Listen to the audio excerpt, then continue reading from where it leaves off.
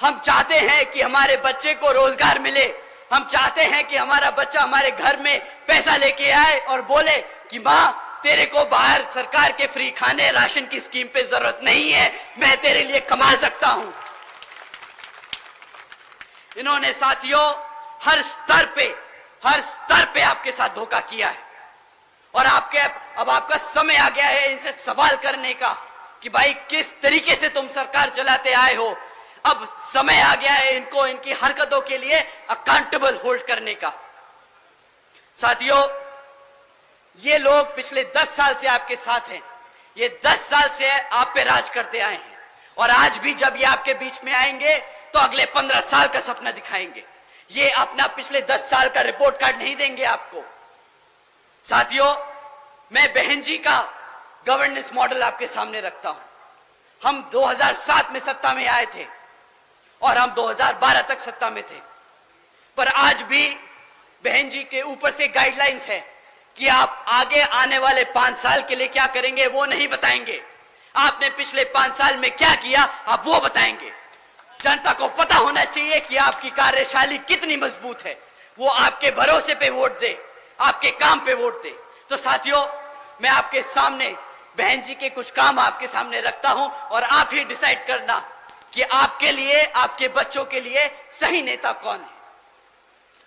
बहन जी के governance model के तहत साथियों, बसपा की सरकार ने महामाया गरीब बालिका आशीर्वाद योजना चलाई थी, जिसके तहत 3,25,000 बच्चियों को 1-1 लाख रुपए देने का बहन जी ने काम किया था।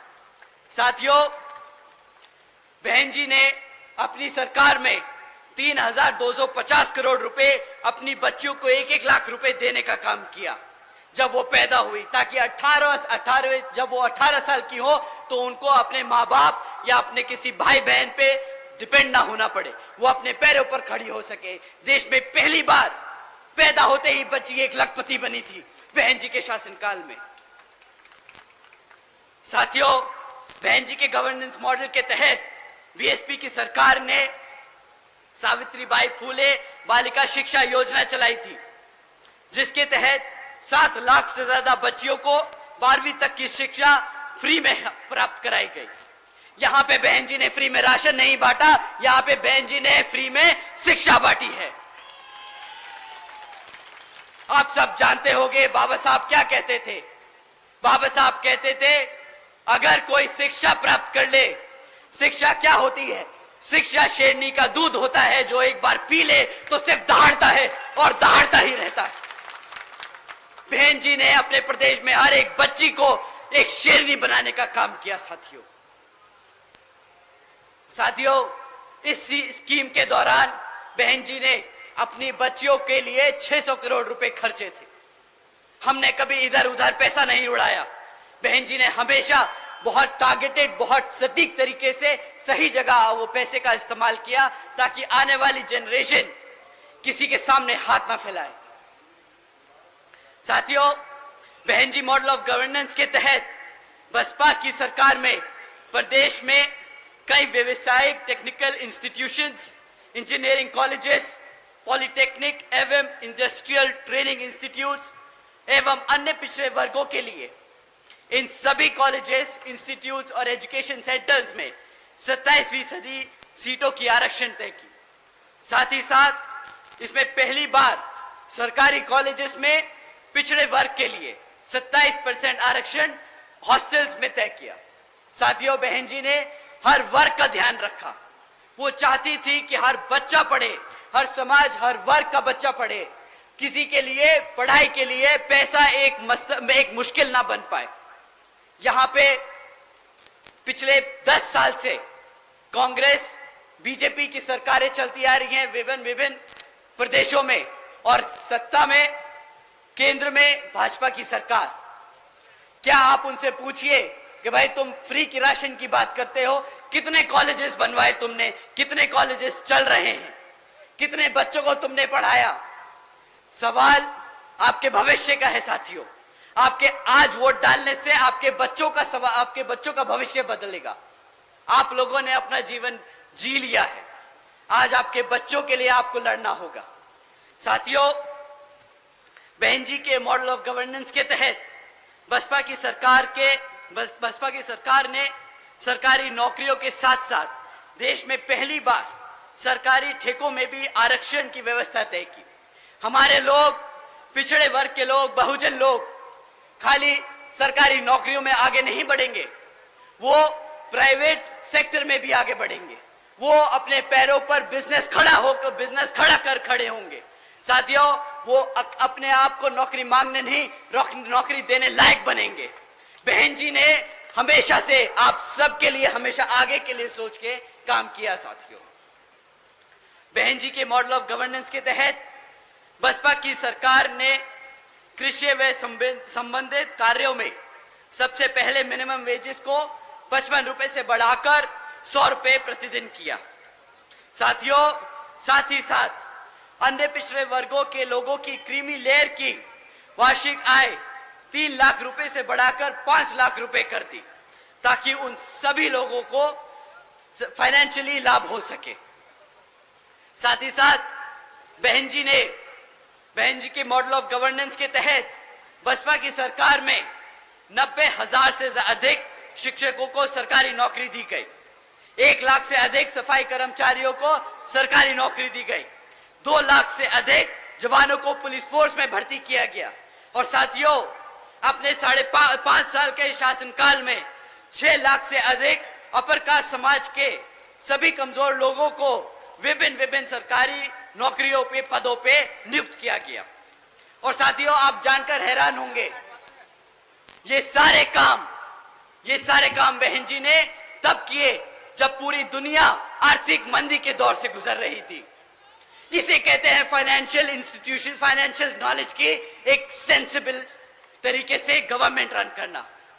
साथियों, बहन जी ने कभी सरकारी खर्चे से अपनी सरकारी नीतियों को चमकाने का काम नहीं किया।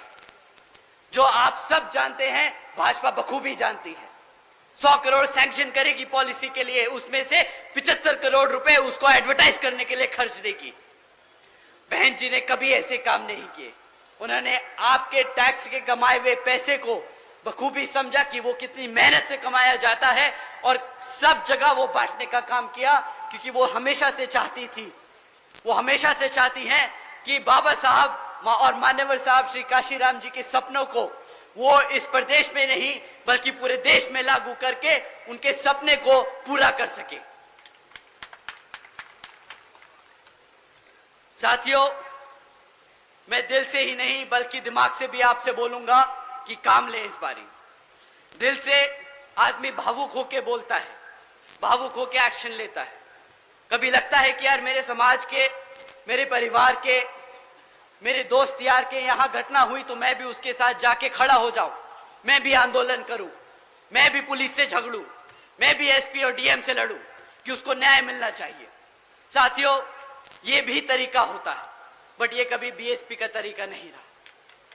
कभी भी बीएसपी के लोग सड़क पे उतरकर किसी से लड़ाई झगड़ा नहीं करें।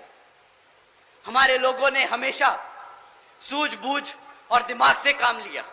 बहन जी ने हमेशा समझाया कि साथियों, सड़क पे उतरकर झगड़ा कर आपको आपके लोगों के लिए न्याय नहीं मिलेगा। आपको अपने समाज के लोगों के बारे में और अपने समाज को जागरूक करके, वोट डाल के अपने लोगों को तख्ता में बिठाकर उन लोगों के लिए न्याय मिलेगा। साथियों, पिछले कुछ सालों से आप लोगों के बीच में इन विरोधी पार्टियों ने किस्म किस्म के लोग छोड़ रखे। अब नाम लेके उनको बताना क्या, उनको हवा देने की कोई जरूरत नहीं, पर वो आप लोगों को कुछ इस तरीके से भटका रहे हैं, वो मैं काम आपके सामने रख देता हूं और आपको बोलता हूं कि आपसे विनती करता हूं कि उनके चक्करों में ना पड़े, क्योंकि एक बार आप उनके चक्करों में फंस गए तो फिर वहां से निकालना बहुत मुश्किल होगा। साथियों, ये आदमी अपने आप को मसीहा बताता है। ये आदमी कहता है कि मैं सड़क पे उतरूंगा अपने समाज के लिए, आंदोलन करता है, झगड़ता है, लड़ता है, हमारे युवा साथियों को लेके पहुंच जाता है। फिर क्या होता है, हमारे युवा साथियों पे मुकदमे होते हैं, और जैसे ही मुकदमे होते हैं वे बेचारे ढूंढते फिरते हैं कि भाई साहब हमें बचाओ। वो आदमी फिर यहां से छोड़ के दूसरी जगह भाग जाता है, वहां पे आंदोलन करता है। और इस कारवां में हमारे सभी युवा साथियों पे मुकदमे दर्ज कराता जा रहा है। अगर आप पे एक बार मुकदमा दर्ज हो गया साथियों, तो सरकारी नौकरी मिलने में मुश्किल हो जाएगी, रोजगार मिलने में मुश्किल होगा। ये आपको आज गरम खून नहीं दिखा के, इमोशनल करके आपको सड़कों पे ले जा रहा है और बाद में फंसा रहा है। साथियों, सड़क पे लड़कर आपको वोट, आपको आपकी ताकत, आपको सत्ता में आने का मौका नहीं मिलेगा। आपको अपने समाज को जागरूक करके, अपनी पार्टी को मजबूत करके उसको सत्ता में लाकर न्याय और रोजगार मिलेगा। साथियों, ऐसे नहीं मिलता रोजगार, ऐसे नहीं मिलता न्याय।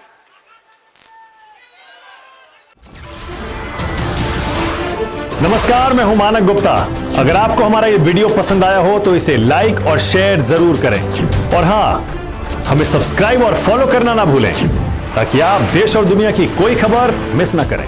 तो जुड़े रहिए हमारे साथ और देखते रहिए न्यूज़ 24।